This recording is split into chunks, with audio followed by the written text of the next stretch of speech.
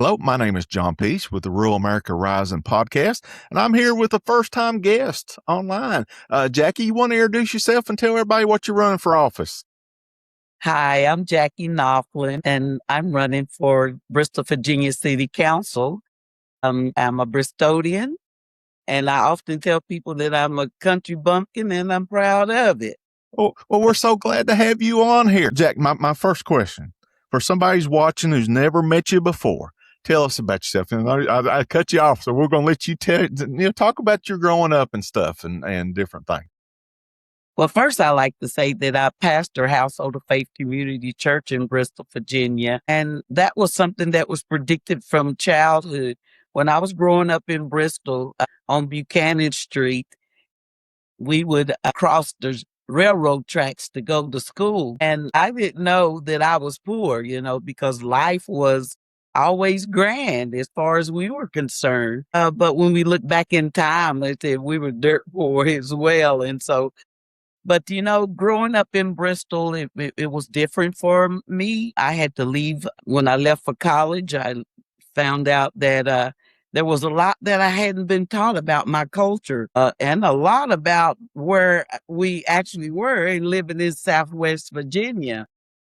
But we were able to survive our teenage years and go off to college.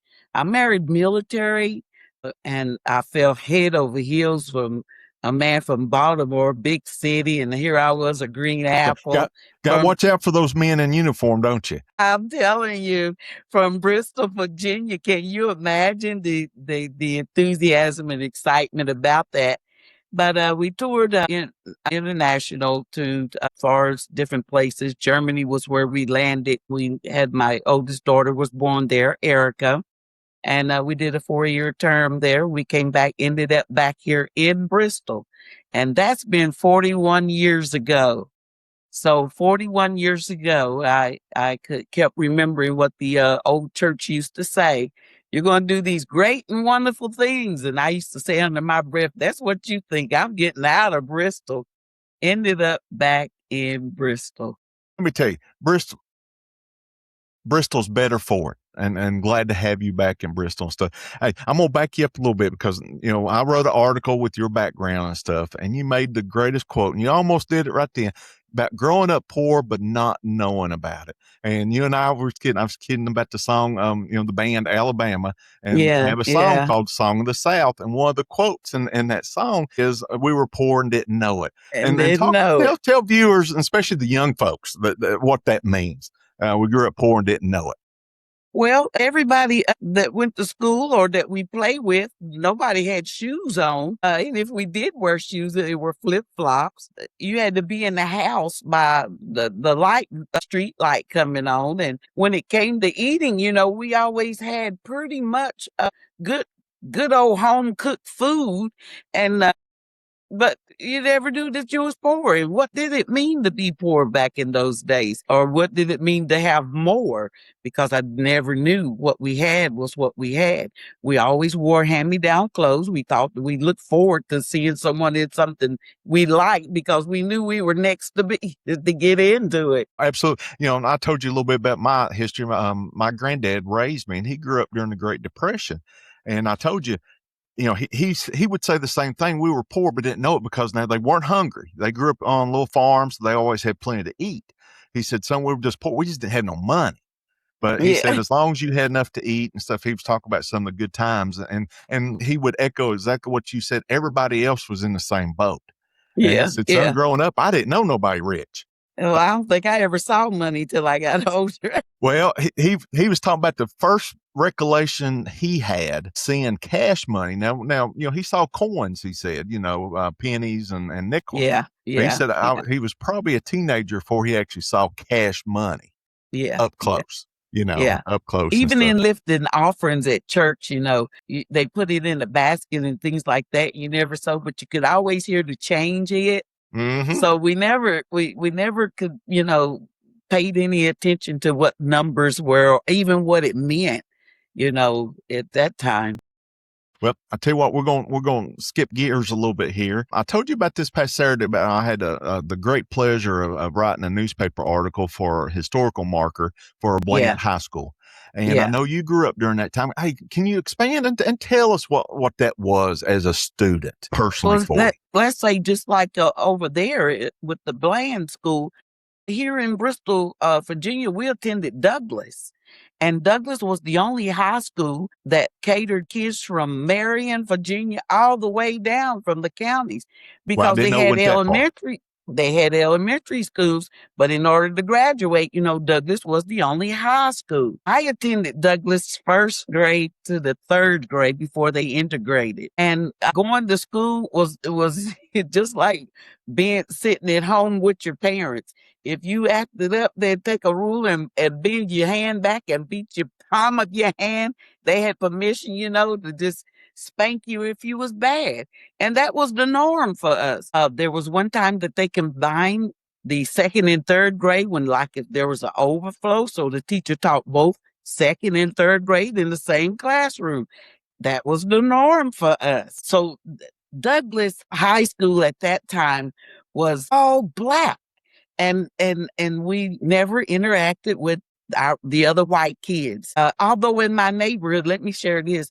In my neighborhood, a couple of doors up, there was a family that had white, they were white and they were in our neighborhood. Well, we didn't think anything about it, but we always threw rocks at one another. We'd fight one minute and then we were friends the next minute. And we didn't understand what if it was racial. We didn't know what it was because that N word was used quite often. And so we grew up like that. We grew up with it in the school. We grew up with one another interacting and just it was all normal. Hmm. I noticed one thing. I wrote an article, and I'll send you a copy. I'll put a link to it and stuff. The terrible, terrible segregation laws. I mean, let's just admit, just terrible laws. The laws might have segregated the students, but let me tell you, those laws didn't determine what those students did in life, like yourself. That, I that mean, there was it was tremendous success stories, and what came out of that segregated school was some wonderful people and was yeah. trained for life. And one of the words, and I'm going to throw this out because I think you'll echo this, they were talking about at their segregated school, they might not have had everything that some of the other schools had, but they had community and Yes. togetherness. Yes. Yes, we had community and we had togetherness. And, even our school books were worn and torn. But to us, that's just the way it was. We were able to read. You know what came out of that with listening to you say that? It was determination. Yes. Determination to be somebody. That's what the black community pushed on the children in those days. You're going to be somebody. And the key thing was you may not go to college, but you will graduate. And my mother used to tell us, I'm going to buy y'all a car if y'all graduate. We still waiting on that car. Mama dead and gone. But she always would say, we're going to buy y'all a car. And that's what we look forward to, all those promises and so forth. We got old enough to where we were able to survive on our own. Wow. Wonderful stories, Jay. I'm going to switch gears here a little bit on you. In your bio, you talked about starting working when you were 14 years old. Yeah. You want to talk about that job and some of your early jobs? And let's Well, talk. I can tell Okay. you about that now because it was illegal for me to start at 14, but they let me do it. I mean, God was watching over me even then because it helped. I give money to mom and dad, and I was helping to pay light bills, and I was helping to buy food, and I didn't know it. So my first job was at Lee Street Baptist Church in the daycare center, and I love children. So I worked there for that summer and I was 14. I turned 15 that March. And then as I continued on through school, I continued to get summer jobs. I worked at the YMCA Uh-huh. and handed basket to the kids that got to go to camp. I've never been to camp, never been invited to camp. I just thought, well, that's what the kids that parents that can afford, they go to camp in the summertime. So these jobs and things like that we did or that I did was really to help the family. And I was proud to do that. I was proud to give my sisters lunch money. Uh-huh. Lunch money was only 30 cents at that time, and I was able to give my sisters lunch money and help them buy materials and things of that nature that was much needed. So yeah, I started working a long time and haven't quit yet, and have no intention to. I will never retire, is what I say. I Oh, will no. never retire. Now, got a quick question. Off the top of my head, when did you get into preaching? That's there. Here we go. When we came back from Germany, that's when I knew I was back to Bristol to do what the church folks used to say over me all the time. You're going to do great and wonderful things in the community. You're going to be great in the church. Those are the words they used to say over me all the time. When I ended up back in Bristol, I think it was 1985, came back to Bristol, I thought, my goodness, I am back here and I'm gonna stay. We're not gonna move. See, my husband was from Baltimore. When he saw that the stores and didn't have bars all up, everything was caged up, he said, Jackie, what kind of place is it? They leave stuff outside. And I started laughing. I said, yeah, it's not like Baltimore, this is the way it is. He did not take that enlistment. Next enlistment where we were headed to, we've been in Bristol ever since. We're glad to Now, have you in when Bristol. was I called? Uh-huh. It was a year afterward. I never will forget it. That in July, what they call a prophetess came into town, and her name is Sister Moultrie. Right now, today, she's still living, and I remind her all the time of those words she spoke over me. I was looking at her. I knew. I mean, I just knew inside me, I am going to have to do what God's called for me to do.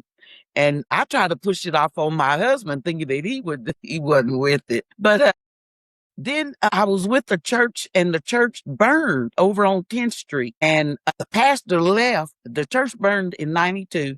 He left in March. He left in May. And when he left, I was in my missionary studies and, in school for ministry. And it left the church in my hands. And long story short, it moved from there. Next thing you know is I said, why are we going to patch up a little building? We might as well build. And that's where we are at 440 Oakview Avenue.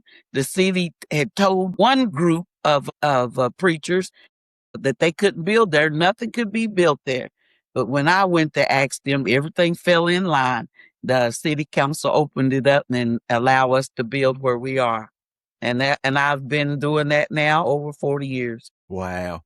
Well, I know besides your ministry and helping people there, helping hungry people, helping feed people, clothes, helping children, you spent years helping people in Bristol without ever asking for a vote. So I'm going to ask you this: what are you most proud of accomplishing in this community?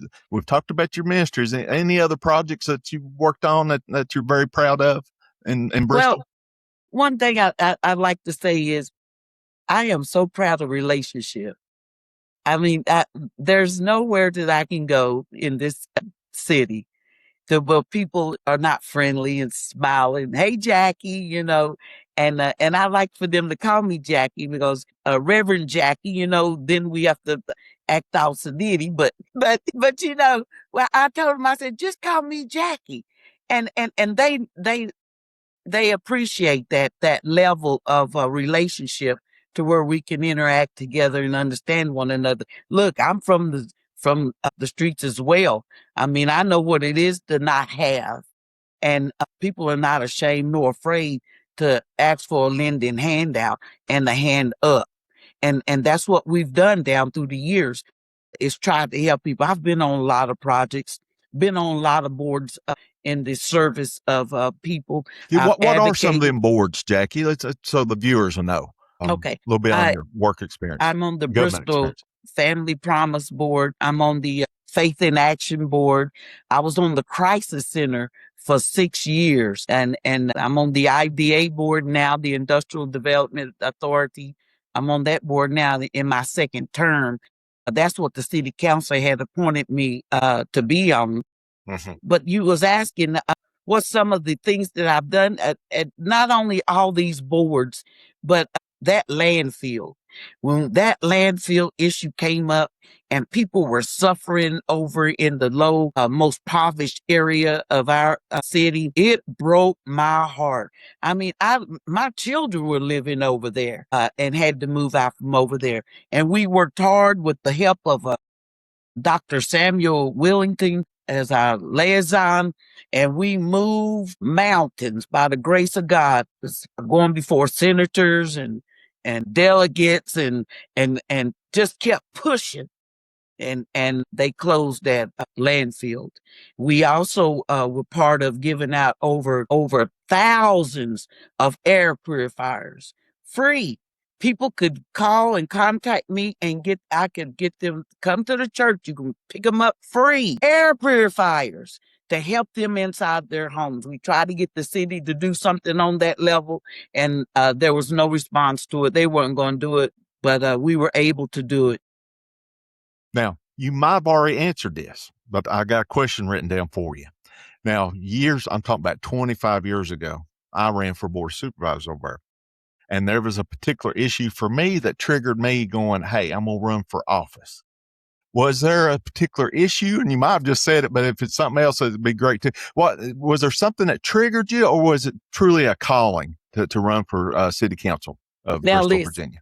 I raised my son, Clyde Anthony, from the crib all the way through college. He has had every leadership course that you could imagine. I traveled Washington, D.C., the senators, college, everything for this position. Because when he was in high school, he was on the government team, and you know how they do in school. They play those roles.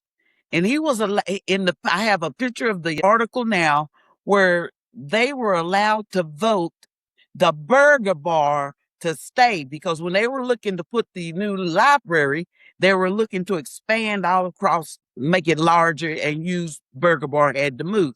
But my son voted, and he was the mayor. He played that role as the mayor to do so. So now in my mind, I'm sitting here just cheering him on all the rest of his little life, trying to give him the direction that this is the calling for him. When Becky Nays stepped down in January, I was in the city council meeting. Of course, you know I don't miss city council meetings. Something inside of me said, it's time. And I thought to myself, now there is no way there's going to be a seat empty in the middle of the game, right? So they had to do something to elect somebody to fill that seat. Mm-hmm. I was sitting there. I felt I was worthy to do so, and I opened my mouth and said I was going to take that position. I literally knew that was going to be the time for me to have that position. But guess what? They didn't vote for me. And I thought, well, Lord, you said this is where I was.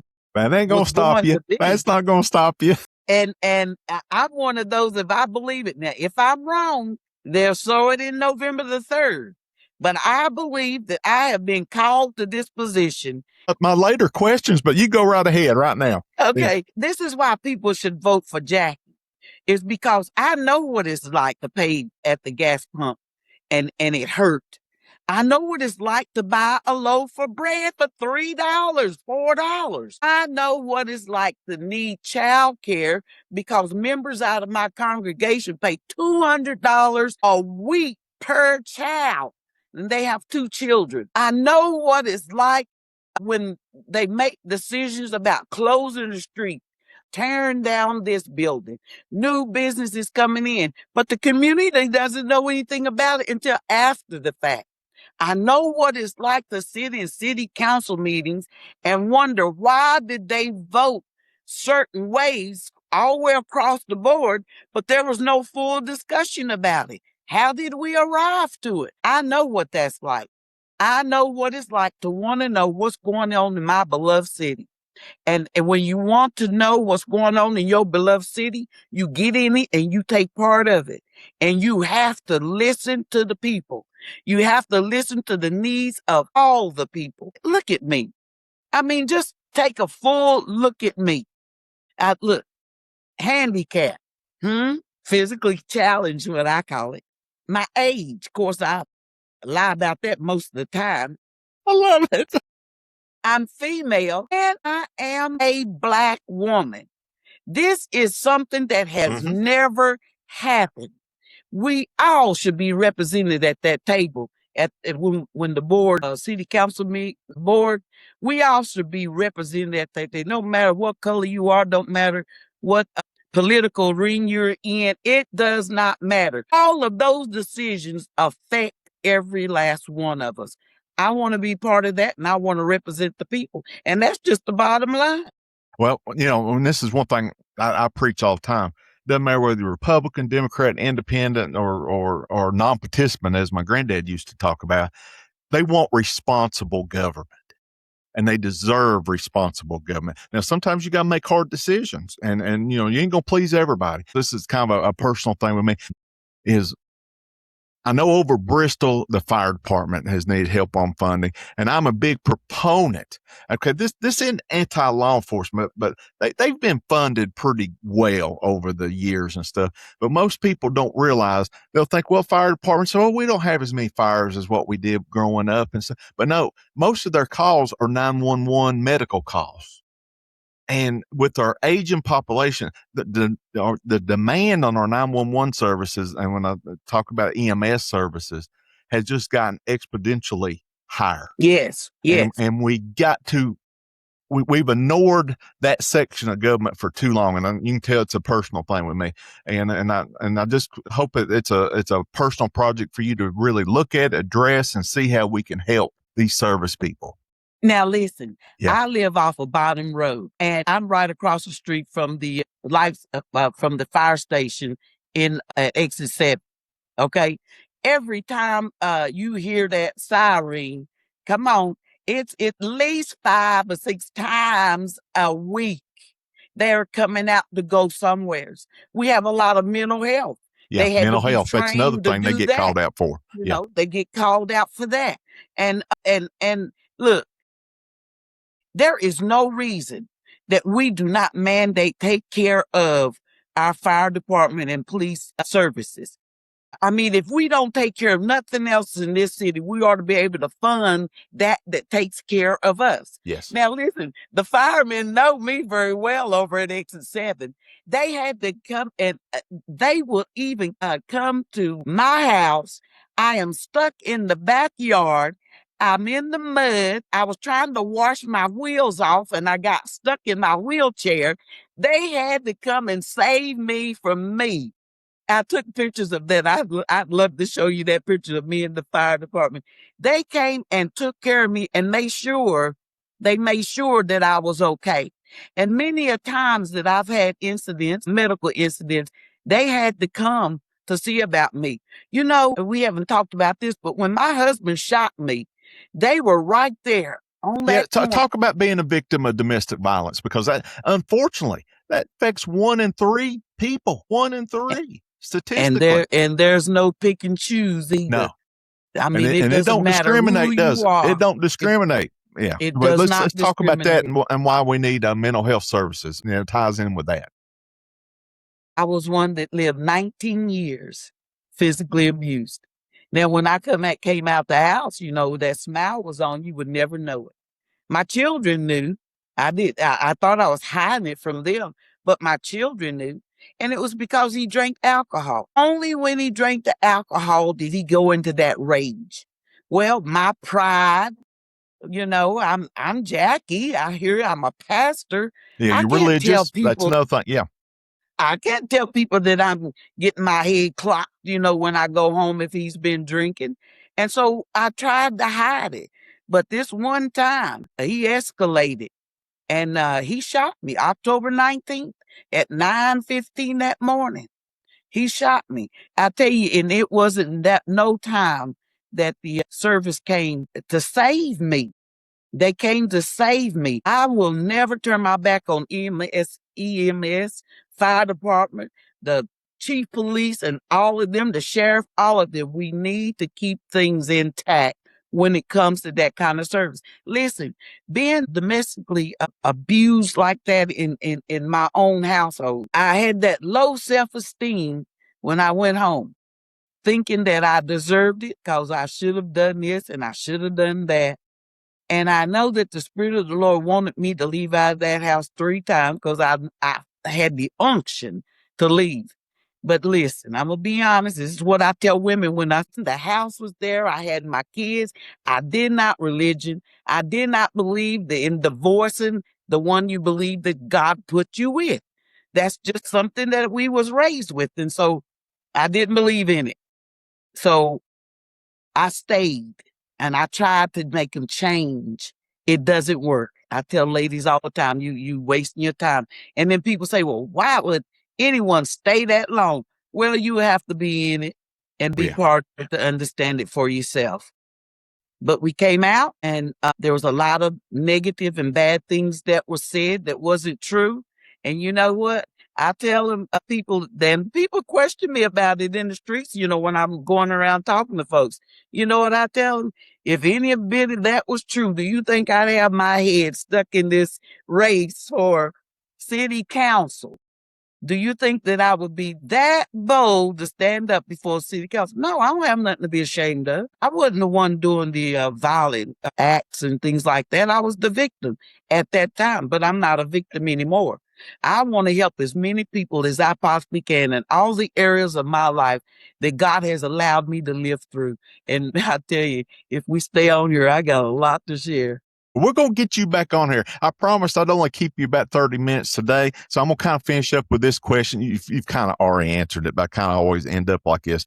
Somebody watching this might be a Republican, independent, Democrat, or somebody usually doesn't vote in local election. And I'm going to let you do your last plug. Why should they consider voting for Jackie Nophlin? It doesn't matter who you are. I mean, how you vote. Some people are just not going to vote for Jackie. That's just made up in their mind. They're not going to do it. But there are some people out there, whether Republican, independent, and Democrats, that's going to say, well, look at what we have. One councilman been on there 8 years. Look at the record. And what do you think the change would be if Jackie was on that board? The change would be you would be more informed. The change would be there would be a debate, not an argument, but a debate, a research as to why we're going to arrive to these decisions. And then when we come before the people and they call the roll, I want to tell them why and how we're doing this.